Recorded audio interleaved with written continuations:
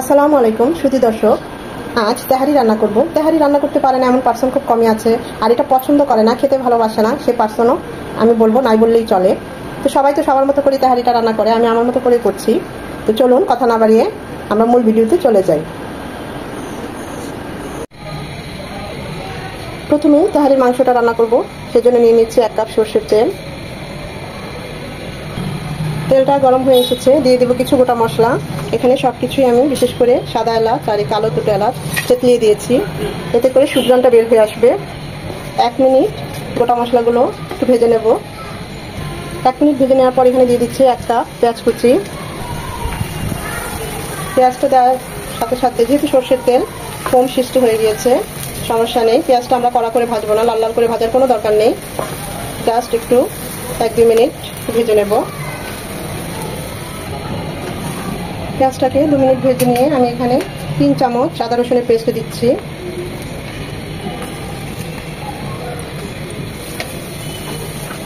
আদা রসুনটাকেও 1 মিনিট ভেজে নেব, যেন ঝাঁঝালো গন্ধটা চলে যায়। আদা রসুনটাকে 1 মিনিট ভেজে নেওয়ার পর এখানে দিয়ে দিচ্ছি 1 চামচ মরিচ গুঁড়ো, 1 চামচ ভাজা জিরে গুঁড়ো, 1/2 চামচ কালো গোলমরিচ গুঁড়ো। এগুলো মশলাগুলোকেও 1-2 মিনিট ভেজে নেব তেলের সাথে। এখানে 1 কেজি গরুর মাংস ছোট ছোট করে দিয়েছি, যেহেতু তেহারি মাংসগুলো ছোট ছোট করে দিলেই ভালো হয়। মশলার সাথে মাংসগুলোকে খুব ভালোভাবে নেড়ে চেড়ে মিশিয়ে নেব।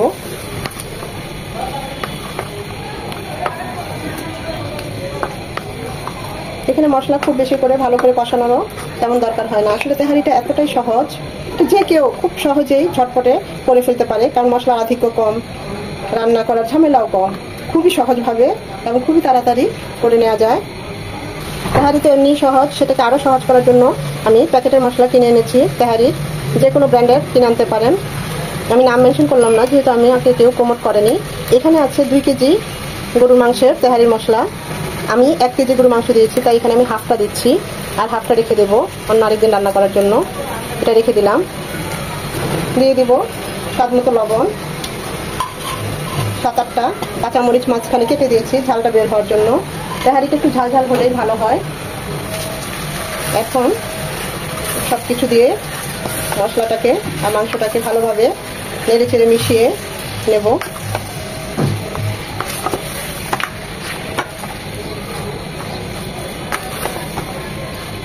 মাংসটা থেকে পানি বের হবে। মাংসটাকে মশলার সাথে ভালোভাবে নেড়ে চেড়ে মিশিয়ে নিয়ে এখানে 1/2 কাপ টক দই আমি একটু নেড়ে ফেটে দিচ্ছি, যেহেতু ঘরে বানানো টক দই তাই একটু লিকুইড। টক দইটা দেওয়ার সময় অবশ্যই এভাবে ফেটিয়ে দিবেন, আর চুলার আঁচ একদম লো হিটে রাখবেন। হাতের কাছে যদি টক দই না থাকে তাহলে এরকম 1/2 কাপ 1 কাপ দুধে 3 চামচ ভিনেগার দিয়ে সেটাকে টক দই হিসাবে করে নিলে কাজ হয়ে যাবে। আর যদি হাতের কাছে ভিনেগারও না থাকে তাহলে 1 কাপ দুধের সাথে ওই মাপে লেবুর রস দিলেও হবে। এই পর্যায়ে আমি দিয়ে দিব 1 চামচ কেওড়ার জল।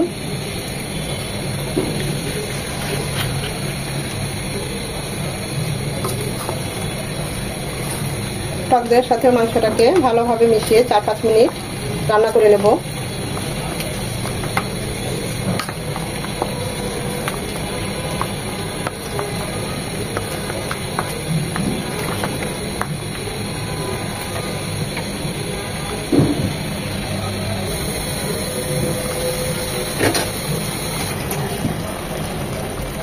মাংসটা সেদ্ধ হওয়ার জন্য দিয়ে দিচ্ছি 2 কাপ ফুটানো পানি। এখানে অবশ্যই ফুটানো পানি দিবেন।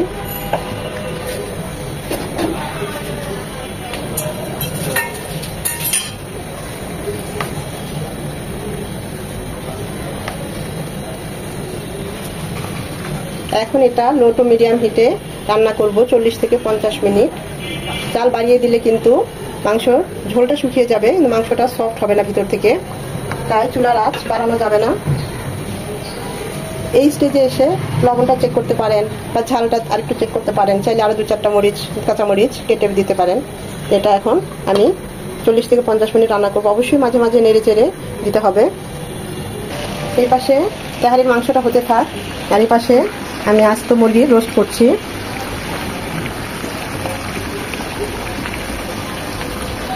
ছোট বাবুর খুব পছন্দ। ভিডিওটা লং হয়ে যায়, সেই জন্য আমি এই রোস্টের রেসিপিটা আজ দেখাবো না।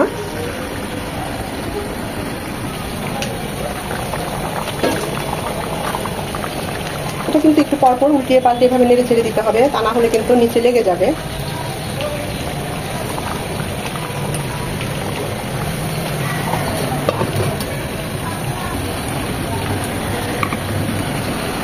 এভাবে উল্টিয়ে পাল্টে আস্তে আস্তে মিডিয়াম টু লো হিটে ভেজে নেব।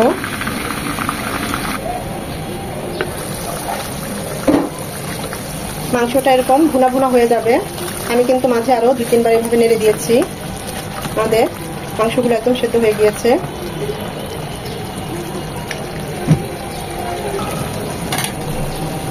যদি এই একই হাঁড়িতে রাইসটা বসাতে চান তাহলে এভাবে মাংসগুলোকে আলাদা করে নিতে হবে। আমি আলাদা করে নিচ্ছি। আমি এই হাঁড়িতেই রাইসটা বসাবো।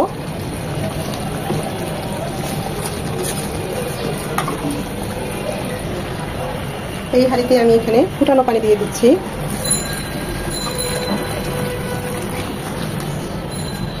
আর এখানে অবশ্যই ফুটানো পানিটা দিবেন। দিয়ে দিচ্ছি আদা রসুনের পেস্ট 1 চামচ, একটা পেঁয়াজ কুচি, 3টা কাঁচামরিচ এভাবে কেটে দিয়েছি মাঝখানে। দিয়ে দিচ্ছি 1 পিস লেবুর রস। এটা দিলে পোলাওটা ধবধবে হয়, সাদা আবার একদম ঝরঝরে হয়।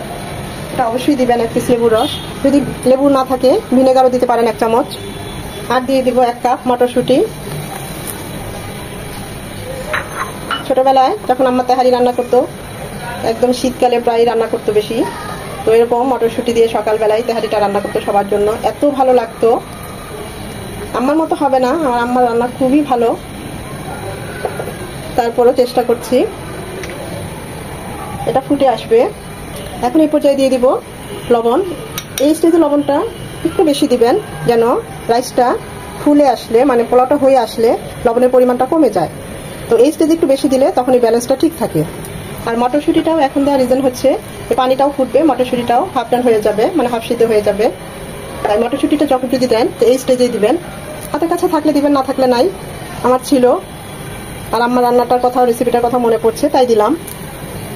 2 মিনিট 3 মিনিট এভাবে ভালোভাবে এই পানিটাকে জাল করে নিতে হবে, কারণ আমরা এখানে আদা রসুন দিয়েছি তাই এর ঝাঁঝালো গন্ধটাও চলে যাবে। এখন একদম চুলার আঁচ ডিম আঁচে করে দেব। দিয়ে দিচ্ছি চিনি গুঁড়া পোলার চাল। এটা আমি আধ ঘন্টা ভিজিয়ে রেখে তারপর এভাবে পানিটা ছড়িয়ে নিয়েছি।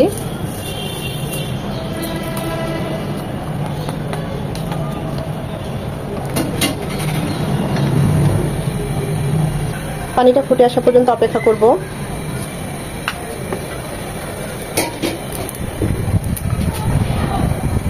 এখন চুলার আঁচ একদম ডিমাচে করে দিব। এখানে আমার চাল আছে 750 গ্রাম। 1 কেজি গরুর মাংসের জন্য 750 গ্রাম চাল একদম পারফেক্ট। চালটা ফুটে আসা পর্যন্ত অপেক্ষা করব। দিয়ে দিব হাফ চামচ গোলমরিচ গুঁড়ো। এটা যখন পানিটা ফুটে আসবে, আমি যখন মটরশুঁটি ওগুলো দিয়েছি তখন দেওয়ার দরকার ছিল, আমি ভুলে গিয়েছিলাম, তারপরও এখন মনে পড়েছে তাই এখনই দিয়ে দিলাম।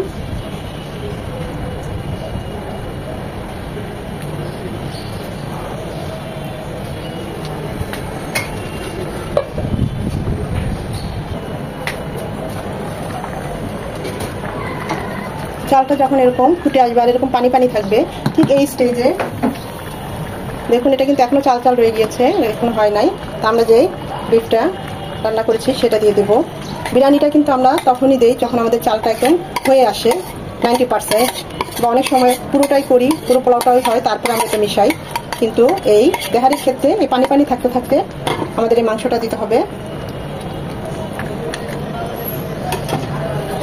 পার্থক্য হচ্ছে বিরিয়ানি আর তেহারির মধ্যে এই, দেখবেন একদম ডিফারেন্ট একটা টেস্ট আসবে। দিয়ে দিব 2 চামচ কেওড়ার জল। এটা অবশ্যই দিবেন, স্কিপ করবেন না। বাবুর্চিদের রান্নার যে আমরা এত সুঘ্রাণ পাই, এই কেওড়ার জল হচ্ছে মূল মন্ত্র। দিয়ে দিব আস্ত কাঁচামরিচ। এখানে আর কাট কেটে দিলাম না, তাহলে ঝাল হয়ে যাবে, বাচ্চারা খেতে পারবে না। কিচমিচ, ছোট বাবু রিকোয়েস্ট কিচমিচ যেন না দেই, কারণ সে কিচমিচ খেতে পারে না এখন, তাই আর কিচমিচটা দিলাম না, সে পাশেই দাঁড়িয়ে আছে। সর্ষের তেলের ঝাঁজটাও তাদের পছন্দ না, বড় বাবু ছোট বাবুর, আমি তো সর্ষের তেলটাও দিতে পারলাম না। আপনারা যদি চান এখানে আরো 2 চামচ সর্ষের তেল ছড়িয়ে দিবেন আর কিচমিচটা দিয়ে দিবেন। ঢাকা দিয়ে আরো 2-3 মিনিট রান্না হবে। চুলার আঁচ একদম লো হিটে থাকবে, তা না হলে কিন্তু নিচে ধরে যাবে।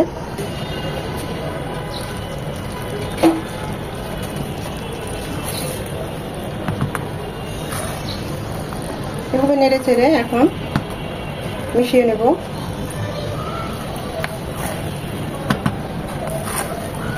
আমি নিচে তাওয়া দিয়ে এটাকে এখন নেড়ে চেড়ে দমে বসিয়ে দেব 10 থেকে 15 মিনিটের জন্য।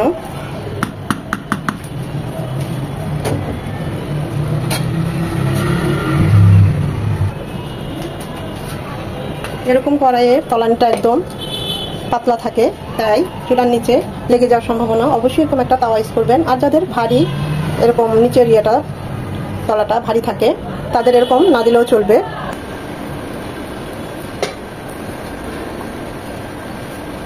এটা কতটা পারফেক্ট হয়েছে আর ঝরঝরে হয়েছে আমি আপনাদের দেখাচ্ছি। একদম নিচ থেকে রাইসটা দেখুন, একটু লেগে যায় নাই, একদম ঝরঝরা হয়েছে।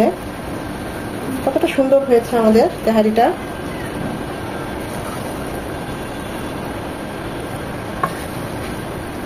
দেখতেই পাচ্ছেন অসম্ভব সুন্দর একটা ফ্লেভার চলে এসেছে।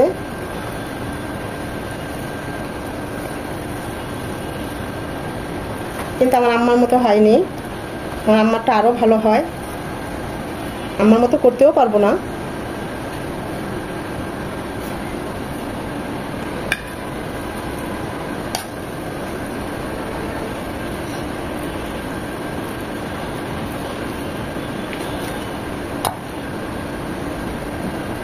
তেহারিটা এত ঝরঝরে এবং এতটা সুন্দর হয়েছে। আমরা 3 পট চাল দিয়েছি, 3 পট চালে 4.5 পট পানি, মানে 3 কাপ চালে 4.5 কাপ পানি, এই মেজারমেন্টে আমি পানিটা দিয়েছি।